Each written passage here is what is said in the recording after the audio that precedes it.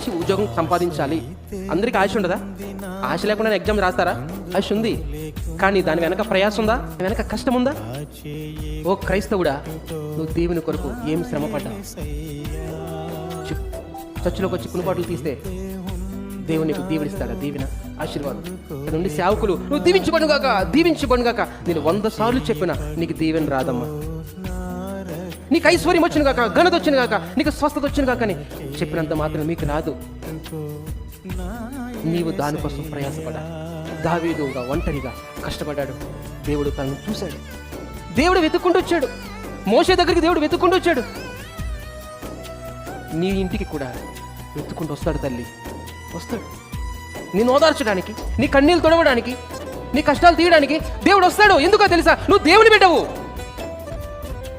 నీ ఇంటికి రాకపోతే ఎవరింటికి వస్తాడు? నీ దగ్గరికి రాకపోతే ఎవరి దగ్గరికి వస్తాడు?